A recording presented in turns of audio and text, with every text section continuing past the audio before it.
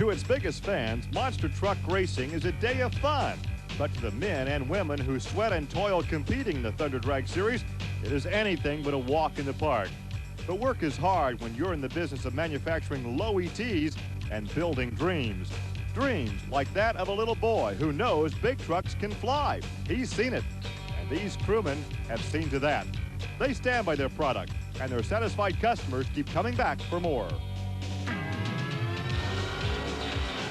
This is Trucks and Tractor Power, featuring the best in MTRA monster truck racing.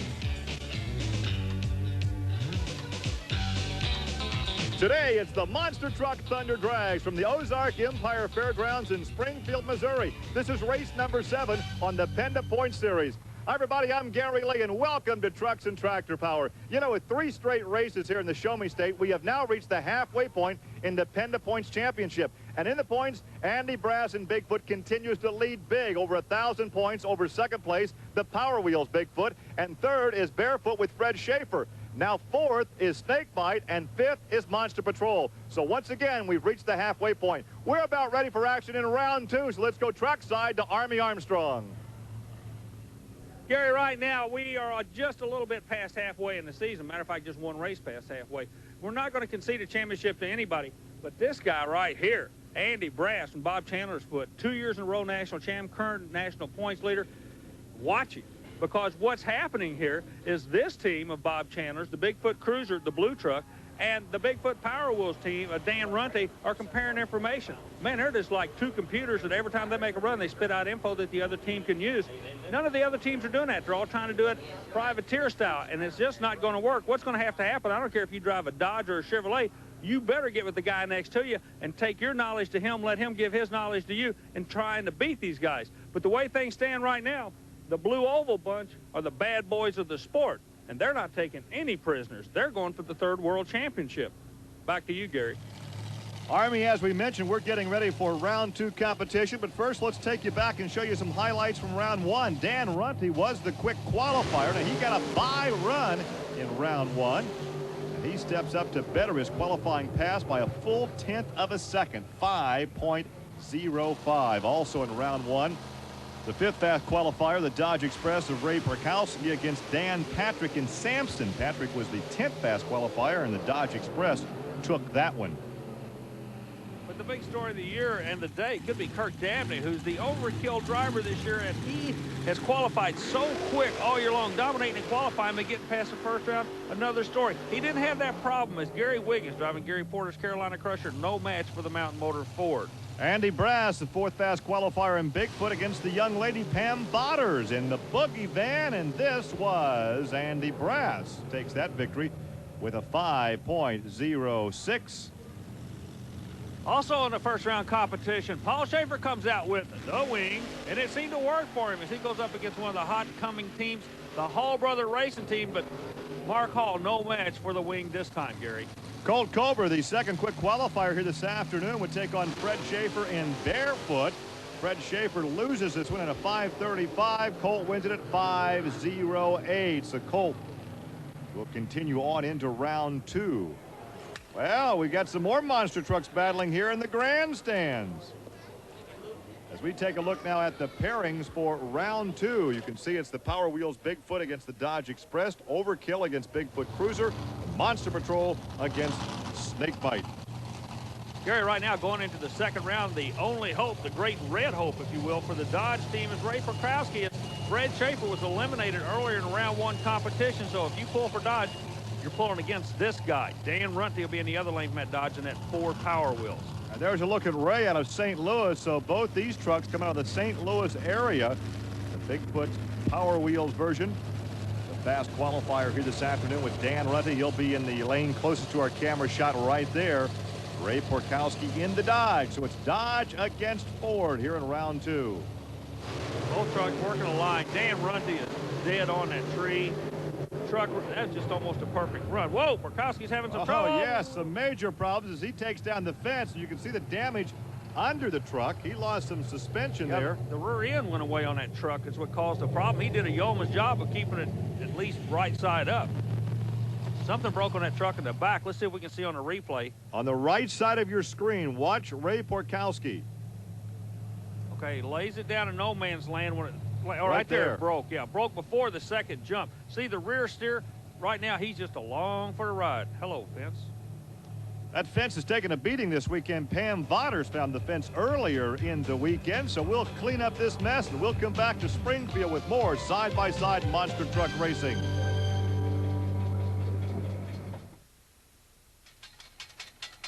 This was a shot of the Dodge Express being pulled back to the pit area earlier, and standing by right now with the Dodge team members is Army Armstrong. Gary, we're standing down here with the Dodge boys, the owner, the driver, and everything. First of all, Ray, I'm glad to see you're okay. Did you have any idea that you were going to have a problem like that when you came over the first jump? No, I had no idea. I mean, as soon as the truck hit the ground, I thought it was still together until we went about 30, 40 feet, and then I knew something was coming apart. Okay, what did come apart? I think one of the hind joints on the four-link bars broke, and that started it. Okay, is that where we were seeing the blue smoke come from, Fred? You know, this morning there was some concern over the vehicle tracking itself. You had everything lined up, and something still lets go in the rear end. Yeah, Army, after the 4-bar bracket broke, then everything started crashing and everything. That's what holds the rear end straight. Tire got in the shock absorber, tore it off, shock oil all over everything. Fellas, I'm just going to be real blunt with you. Is there any way to catch these Fords this year? Oh, we're going to do it. They got a real good lead on us, Army. That suspension, they guys working real good on that track. We're going to have to make some changes. Well, the Dodge folks could certainly use some help from this Ford right here. There's Kirk Dabney in Overkill, and he'll pull alongside Big Blue, Bigfoot, Andy Brass. There's Brass out of St. Louis, Missouri. In the Bigfoot Cruiser, he continues to cruise in the lead of the Penda Points Championship. Kirk Dabney comes out of Columbia City, Indiana, the driver of the Ford Overkill. Dabney is an awfully good driver. He's always dealt with equipment that wasn't really up to spec. On the other side of the ledger, Andy Brass, class equipment all the way through. He also a good driver. Oh, Brass just does ease that fender by ever so close, but Brass wins it in the Cruiser at 5:16. So Andy Brass continues to head toward another world championship. There's Kirk Dabney's 5.28. Now remember, the fast loser from this round will come back, so Dabney could stand a chance of seeing more action this afternoon. You're exactly right, and that's one of the things I really like about the sport. They try to keep side-by-side racing. We've got a good race right here. Like I say, Dabney left on him, but the suspension that Fred Schaefer alluded to a little bit earlier seems to be sticking the horsepower to the ground a little bit better, a little bit quicker for the Big Blue Oval bunch. Coming up next in the far lane, that's the Monster Patrol with Paul Schaefer, and the near lane, as we take a look at Schaefer there from Portage, Indiana, the Monster Patrol. The near lane will be Colt Cobra, the menacing one from Cobra Creek, Colorado in Snakebite. That's the Ford. Well, Colt Cobra knows what he has to do is get past his Chevrolet, and the Chevrolet knows he's got an uphill battle. Paul Schaefer has proven himself in the sport of mud racing, a past world champion. Right now comes out to go monster truck racing with the wing on the far side. Both of them. Both of them are in trouble. Pulls off. This could be a mistake. Now let's watch Paul. Paul gets his going again, continues on. Colt will be disqualified, and Paul could win this one with the slowest winning time in the history of monster truck racing.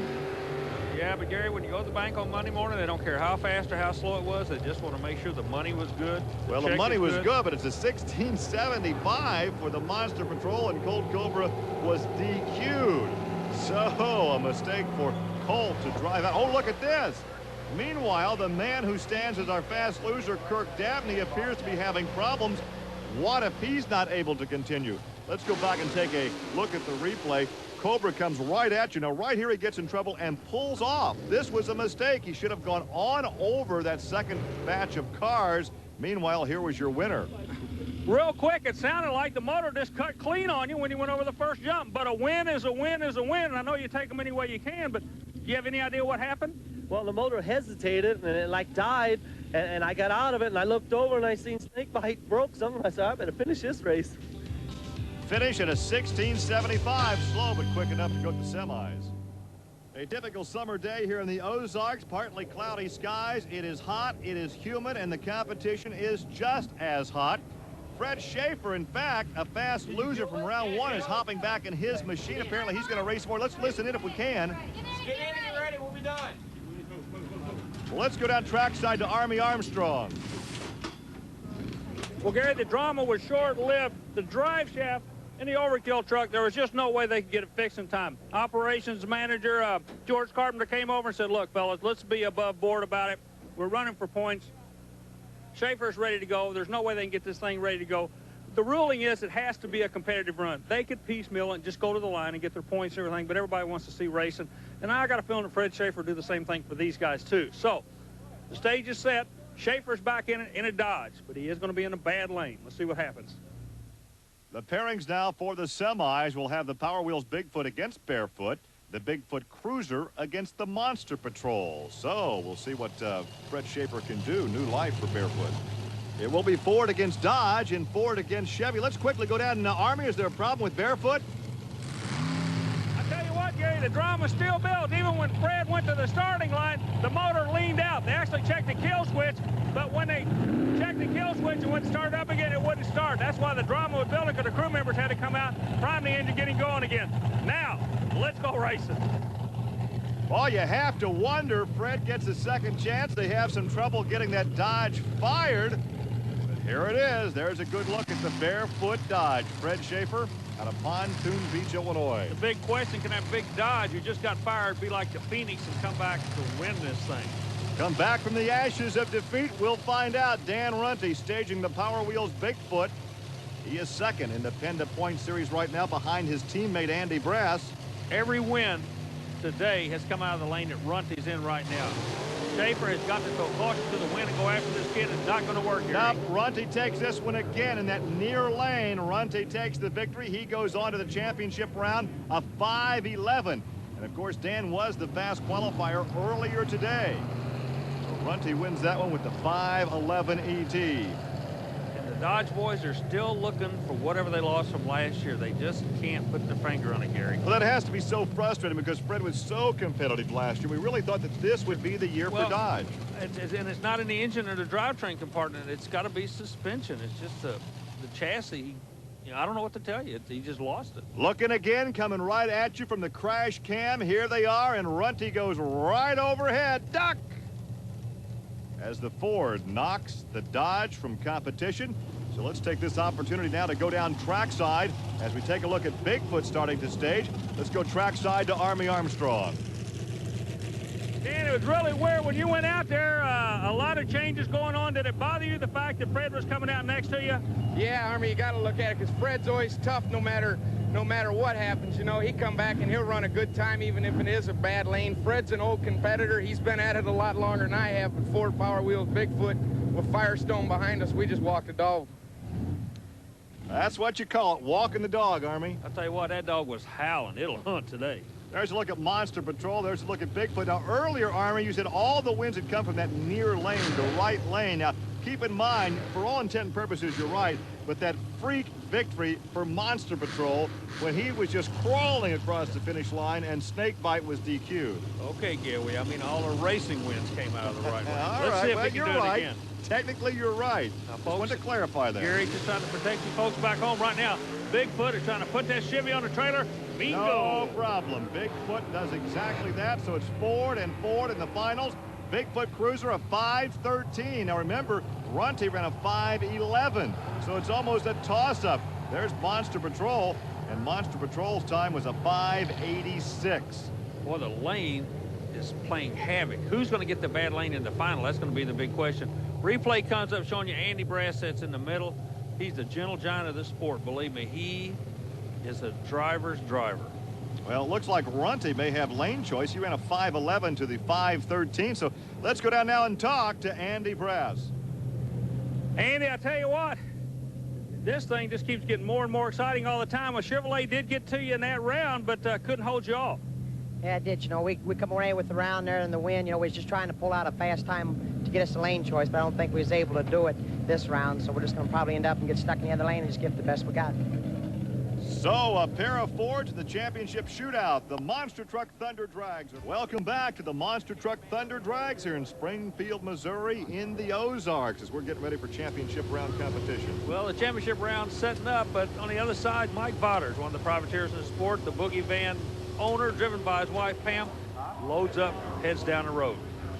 There's Dan Runte in the Power Wheels Bigfoot, and there is a shot of Bigfoot, the Cruiser. Andy Brass is getting settled into the cockpit.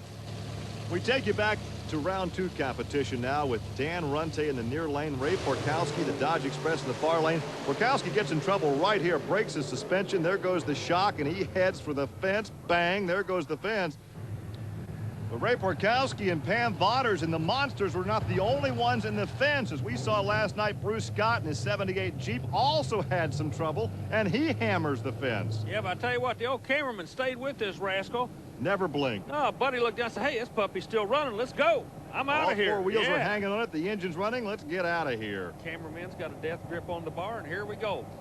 Top truck competition now from today. Hang on, Buddy Long, a 74 Ford Bronco. The finish line is when you hit the big old tire. He's or there. Drive over it.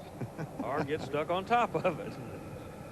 Another regular in his zebra-painted Bronco. Here is Shane Ballard. We've seen him in Bloomsburg before. Look at the air. That's a white Bronco with black stripes. No, a black Bronco with white stripes. Whatever. Yeah. He's a crowd favorite. Man, can he get some air when he's skies in that thing. And here's Daryl Gutter, an 88 Toyota. A good-looking, basically street truck, and he's not afraid to drive it. He's got the windshield wiper on. Well, this is the final day of competition here in Springfield, and these guys are letting it all hang out. And speaking of putting it on kill, the big boys, the pros, the Monsters are set up for their final challenge. Runty and Brass sounds like a accounting firm on Wall Street. That's not the case today. They're 2 bad boys in the blue oval bunch Ford. Ford making a final for I don't know how many times this year. They are really, for such thing as a manufacturer dominating a sport, Ford has done it this year in this circuit, Gary. Yeah, and it's somewhat of a surprise because last year at this time we really thought that Fred Schaefer would be a guy to reckon with in the Dodge. And the only person to break the Ford's stranglehold on it was a Chevrolet. So, you know, this sport is going and growing, and every week everybody in their heart thinks they can get these guys. So far, it's not been the case. In the semis, remember, it was Dan Runte's 5.11 to Andy Brass's 5.13 that gave Runte lane choice, and to no one's surprise, he takes the near lane. Exactly. Let's see what's going to happen. We've been talking all day long. It's time to race right now. They were ever so close to semis, which would indicate this should be a real close one. Oh, look at Runte. Not really all that close. Whoa, Runte came out of... Well, Andy Brass had to make some chassis adjustments. Runte goes at 06. Woo, quick time of the day, a 5.06 on the final. But Andy Brass knew he's going to have to take a shot in the dark, do some chassis changes. It just didn't work for him. He powered up in no man's land. Runte goes to the other end, Gary. So Runte wins it, trying to close the gap on Andy Brass, who's leading now in the Penda Points Championship. We take a look again, and Brass just could not get that truck to settle down in no man's land. And Dan Runte takes the victory, and he's standing by pit side with Army Armstrong. Well, Dan, I tell you what, congratulations to you and the crew. Everybody really had to work for this one. Thanks, Army. Yeah, they did. You know, the crew's been working real hard between the 2 trucks. We got to give them all the credit in the world. It's just not everything, you know, to come out here and be able to work with a bunch of guys like we work with. Don't pound on my head like last time.